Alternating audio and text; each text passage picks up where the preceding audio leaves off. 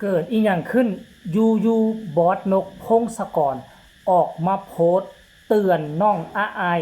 ถ้าหากว่าโตขึ้นมาอย่าเฮ็ดแบบนั้นเป็นอันขาดเกิดอีหยังขึ้นกันแท้สบายดี FC แฟนคลับน้องอาอายสกุลนพรลูกสาวของบอสนกพงศกรแห่งวงเสียงวิภพพบพ่อกันคลิปนี้ทานผู้ชมเป็นเรื่องเล่าทีหน้าตะกิดใจก็ว่าได้หรือว่าเอ๊ะใจ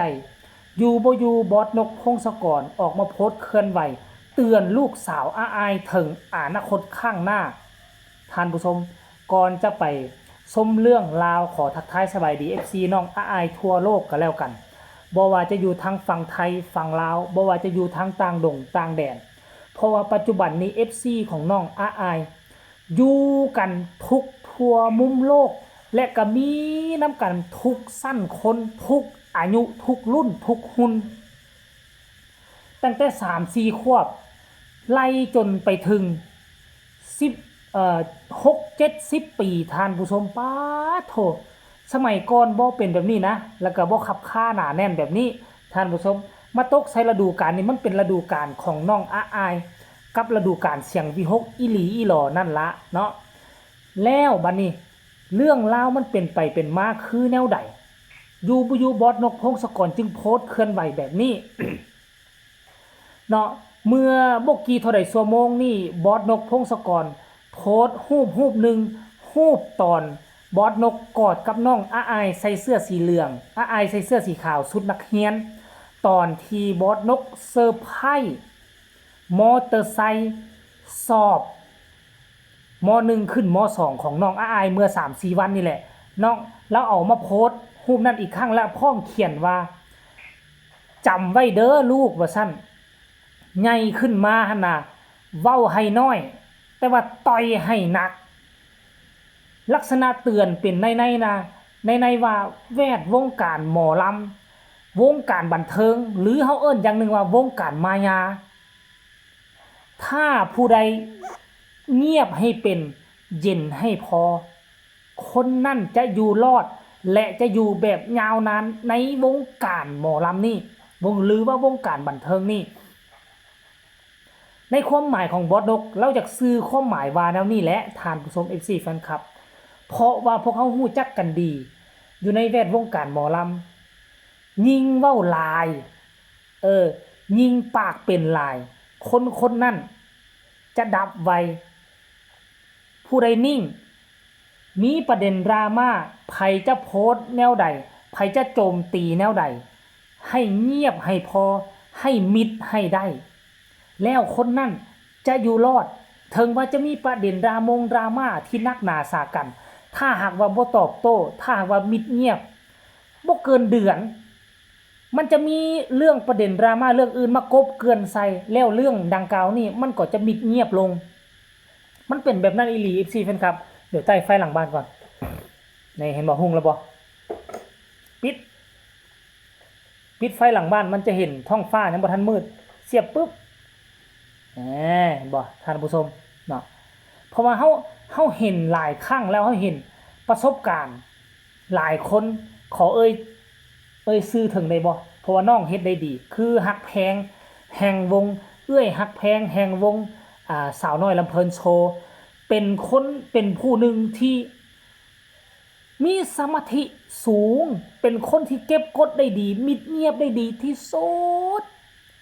ความจริงน่ะค่อยก็คิดว่าฮักแพงอาจจะบ่รอดมาถึงปัจจุบันนี้ได้แต่ว่าฮักแพงรอดมาได้ด้วยคำว่ามิดเงียบนี่แหละด้วยคำว่าพูดให้น้อยต่อยให้หนักนี่แหละประเด็นดราม่าน่ะป้อโถหลายช่องทางที่ถาโถมเข้าไปแต่ว่าฮักแพงอดทนได้จังใดมิดเงียบได้จังใดในเมื่อบ่ตอบโต้มันเหมือนกับหลายคนเอาหินไปกระทบไข่เอาไข่ไปกระทบหินเนาะหลายช่องที่ประโคมเรื่องดราม่าต่อว่าน้องฮักแพงก็เหมือนกับไข่ฮักแพงก็คือกับหินเอาไข่ไปโยนใส่ป๊อกเอาไข่ไปโยนใส่น้องฮักแพงก็แตกเปาะฮักแพงก็มีภูมิคุ้มกันหลายขึ้นจนเฮ็ดให้ฮักแพง มายืนอยู่บนเวทีโดยที่บ่มีไผสามารถมาเตะสกัดขาได้เพราะคำว่าพูดให้น้อยต่อยให้หนักนี่แหละอยากให้อาอายฟังคำพอจ่าฟังคำบอสนกพงศกรแล้วเอาเอื้อยฮักแพงมาเป็นตัวอย่างก็ได้เอามาเป็นแบบอย่างก็ได้ในการใช้ชีวิตหมอลำเพราะว่าค่อยตามที่ค่อยเบิ่งมานี่อยู่ในคนรุ่นราวคราวเดียวกันนี่มีแต่ฮักแพงเพียงคนเดียวที่เจอประเด็นดราม่าหนักที่สุดแล้วเป็นคนเดียวเจอประเด็นดราม่านักและรอดมาได้แล้วก็มีชื่อเสียงโด่งดังมาไล่แต่ละคืนนี่หลัก 20,000 ขึ้นไป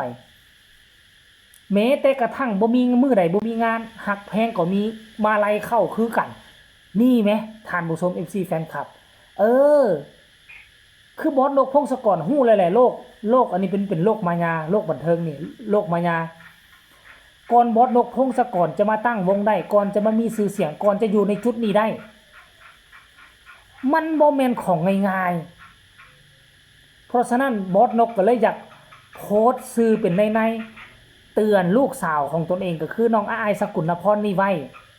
ตอนนี้เจ้ายังน้อยประเด็นดราม่าปัญหาอาจจะบ่หลายเนาะแต่อยากเตือนลูกไว้อย่าสุเริงใจปัจจุบันนี้มีพอมีบอสนู มีหลายๆคนเป็นเกาะคุ้มกันให้แล้วอนาคตคันถ้าบ่มีพออยู่บ่มีกลุ่มคนเหล่านั้นเป็นเกาะคุ้มกันให้แล้วปัญหามันจะถาโถมเข้ามาหาตัวอายโดยกงอายจะต้องจำจุดนี้ไว้และพร้อมจะแก้ไขในอนาคตแต่คันถ้าฝึกฝนรอลอมจื้อคำพอตอนนี้เอาไว้ในอนาคตก็คงจะสบายมีปัญหาอีกอย่างขึ้นมาก็คงจะผ่านพ้นไปได้นั่นเองเนาะท่านผู้ชม FC แฟนครับหรือว่าช่วงนี้บอสนกพงศกรกำลังเจอปัญหาอีกอย่างกำลังมีปัญหาอย่างอยู่ในใจบ่สามารถไประบายให้คนอื่นฟังบ่สามารถไปปรึกษาผู้ใดได้เพราะบอสนกเป็นหัวหน้าวงหมอลำจะไปปรึกษาลูกน้องก็บ่ได้ปรึกษาน้ำลูกก็ยังน้อยไปปรึกษาลูกน้องก็คือว่าตนเองเป็นหัวหน้าจะเอาปัญหานี้ไปให้ลูกน้องก็บ่อยากให้ลูกน้องฮู้ว่าเฮาอ่อนแอเฮาก็มีวันอ่อนแอคือกันแล้วก็เลยออกมาโพสต์แบบนี้บ่เนาะท่านผู้ชม FC แฟนคลับเป็นการเตือนและก็สอนลูกสาวอายไปในโตนั่นเองเอาเนาะสำหรับข้อมูลที่ค่อยได้มาค่อยก็คิดว่าแบบนี้นะอาจจะผิดอาจจะถูกก็ต้องขอโทษขออภัยกันแล้วกันเด้อคันถ้าผิดก็ได้และ FC แฟนคลับของเสียงวีฮกเด้ FC น้องอายเด้เห็นแบบนี้แล้วพวกเจ้ามีความคิดความเห็นแนวใดพวกเจ้าแปลความหมายว่าแนวใดให้พวกเจ้าแสดงความคิดความเห็นมาใต้คอมเมนต์ก็แล้วกันเนาะฝากกดไลค์กดแชร์กดติดตามที่สำคัญอย่ากดข้ามโฆษณาเพื่อเป็นกำลังใจให้ค่อยเจบ่ลาวแหน่จักเล็กจักน้อยเบิ่งให้แน่ท่านผู้ชมเนาะเอาสำหรับคลิปนี้ก็ลาท่านผู้ชมไปก่อนสวัสดี